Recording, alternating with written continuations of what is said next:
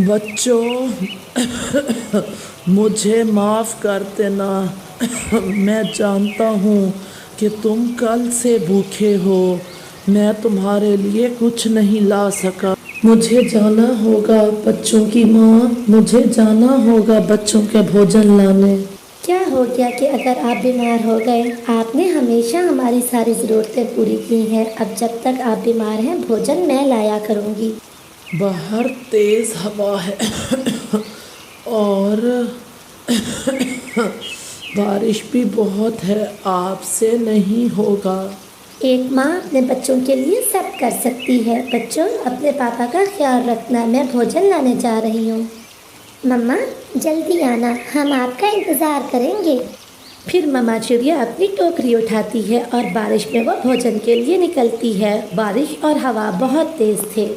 चिड़िया वापस चली जाओ, मैं उसी दिशा से आ रहा हूँ। उस दिशा में ना तो दाना है ना कोई फल। तोते भैया, फिर आप ही बताइए, मुझे कहाँ जाना होगा? मेरे बच्चे भूखे हैं और मेरा पति कल से बीमार है। ऐसी बारिश में दाना मिलना बहुत मुश्किल है, सब मरेंगे, सब भूख से मर जाएंगे। तोता ये सब कह के वहाँ से उड़ जाता है। तोता अपने दिशा में उड़ता है, लेकिन मम्मा चिड़िया हिम्मत नहीं हारती, वो फिर से उड़ती है। तूफान होने के कारण वो लड़खड़ाती है, वो गिरती उड़ती है, लेकिन वो हिम्मत नहीं हारती। उड़ते उड़ते वो किसान की बस्ती में पहुँच जाती है। किसान की पत्नी अपने बच्चों के लिए खाना बना रही थी। वो बांस के छपड़े के नीचे बैठी हुई थी। चिड़िया वहाँ चली जाती है। माँ जी, मेरे बच्चे भूखे हैं और बहुत तेज़ बारिश है। घर में खाने को कोई चीज़ नहीं है, कृपया करके मुझे कुछ खाने का दें। चिड़िया, मैं एक माँ हूँ और मैं जानती हूँ कि बच्चों का दर्द क्या होता है। एक माँ कैसे अपने बच्चों को भूखा देख सकती है। लाओ, अपनी टोकरी मुझे दो। फिर किसान की पत्नी चिड़िया से वो टोकरी लेके अंदर जाती है और फिर उसमें कुछ चीज़ें रख के वहाँ से वापस आती है। वो चिड़िया के लिए बहुत सा सामान लाती है। एक रोटी का टुकड़ा, कुछ दाने और एक फल मैंने इसमें रख दिया है। जाओ जाके अपने बच्चों का पेट भरो और जो बच जाए वो पड़ोसियों को दे देना, पड़ोसियों की भी मदद कर देना। चिड़िया के देख के बहुत खुश होती है और वो किसान की पत्नी का धन्यवाद करके वहाँ से उड़ जाती है। वो अपनी भरी हुई टोकरी को लेके बारिश के मौसम में वापस जंगल जाती है और फिर अपने घर जाती है। मैं ले आई, मैं अपने बच्चों के लिए दाना ले आई। मम्मा, ये फल आपको कहाँ से मिला है? ऐसे मौसम में सूखा दाना और फल, आज तो बच्चों की माँ जीत गई। ये सब मुझे किसान की पत्नी ने दिया है। मैं ये बाकी का दाना पड़ोसी कौवों को दे के आती हूँ। मगर मम्मा, बारिश के दिन है, ये दाना हमारे कल के काम आएगा। हाँ कुकू बेटा, लेकिन पड़ोसियों का भी तो हमें सोचना चाहिए ना, वो भी तो भूखे हैं, इसलिए ये दाना मैं उन्हें दे आती हूँ। फिर चिड़िया वो दाना लेके कौवों के घर पे आ जाती है। चिड़िया, मैं तो बहुत भूखी थी, ये दाना देख के दिल को सुकून मिल गया। चिड़िया, मैंने तो सुना है इंसान बहुत बुरे होते हैं, पक्षियों को हमेशा बहुत नुकसान पहुंचाते हैं। नहीं कवे भैया, इंसान बहुत अच्छे भी होते हैं। किसान की बीवी ने मुझे एक फल, सूखा दाना और रोटी का एक टुकड़ा दिया। अच्छा, अब मैं जाती हूँ, मेरे बच्चे मेरा इंतज़ार कर रहे होंगे। फिर मम्मा चिड़िया वहाँ से चली जाती है। कालू, चिड़िया की बच्ची रोटी और फल खुद खा गई और हमें देने आई सूखा दाना। जो मिला है उसे खा लो, ये सूखा दाना मरने से अच्छा है। पेट भरो अपना पेट। फिर कालू और गौरी वो सूखा दाना खा लेते हैं। दूसरे दिन गौरी कालू से कहती है, कालू जी, क्यों ना हम कुछ ऐसा करें कि जिससे ये चिड़िया किसान की पत्नी की नज़र में बुरी बन जाए और वो दाना और फल हमें देने लगे। उसके लिए हमें कुछ न कुछ करना होगा। कौवा और कवि भी इंसानों की बस्ती की तरफ उड़ते हैं। चिड़िया आज फिर अपनी टोकरी में भोजन रख के वापस जंगल जा रही थी। कालू, वो गई, चिड़िया सारा भोजन लेके चली गई है, अब हमें क्या मिलेगा? तुम चिंता ना करो, कल से ये सारा भोजन हमें मिलेगा। कौवा और कवि फिर से उड़ते हैं। वो किसान के घर जाके छत पे बैठ जाते हैं। उनकी नज़र दरवाजे के पास पड़े हुए किसान की पत्नी के कंगन पे पड़ती है। किसान की पत्नी टूटी से हाथ मुंह धो रही थी और कंगन दरवाजे के पास पड़ा था।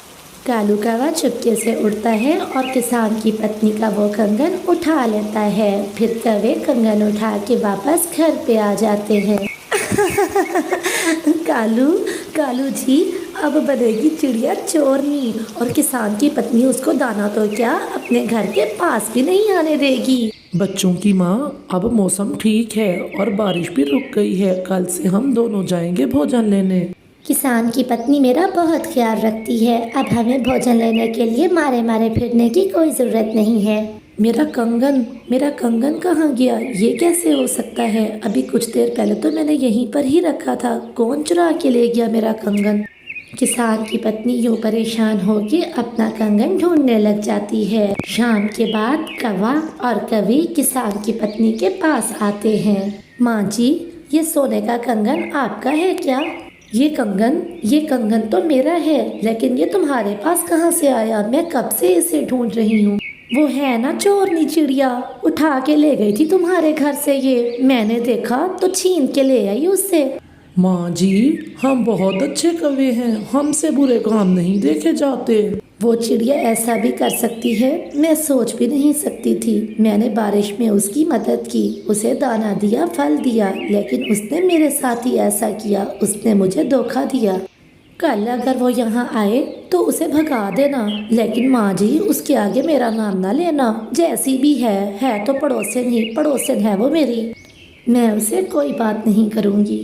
दूसरे दिन जब चिड़िया किसान के घर आती है तो किसान की पत्नी उसे सीधे मुंह बात तक नहीं करती। माँ जी, क्या बात है? क्या आज आप मुझे भोजन नहीं देंगी? तुम्हारे जैसी चोरनी से संबंध बना के मैंने बहुत बड़ी गलती की। चिड़िया, चली जाओ यहाँ से, मैं तुमसे बात नहीं करना चाहती। माँ जी, ज़रूर आपको कोई गलत फहमी हुई है। मैं जिस थाली में खाऊंगी उसी थाली में छेद क्यों करूँगी भला? ऐसे चिड़िया रोते हुए वहाँ से चली जाती है। थोड़ी देर बाद कौवा और कवि अपनी टोकरी लेके वहाँ आते हैं और किसान की पत्नी से मीठी मीठी बातें करने के बाद उससे भोजन लेके वहाँ से चले जाते हैं। कालू, हमने कितनी चालाकी से किसान की पत्नी का कंगन चुरा के चिड़िया को चोर बना दिया।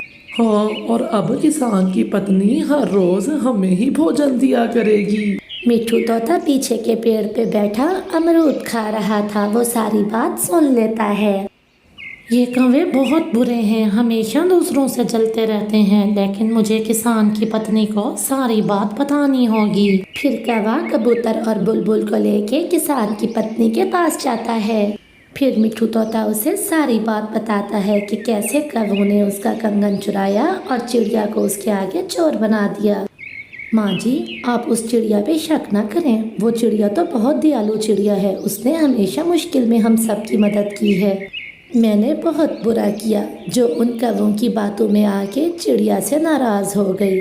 फिर किसान की पत्नी चिड़िया से अपने किए की माफ़ी मांगती है और फिर जब कौवे भोजन लेने के लिए आते हैं तो किसान की पत्नी डंडा लेके उनकी अच्छी पिटाई करती है और उन्हें भगा देती है।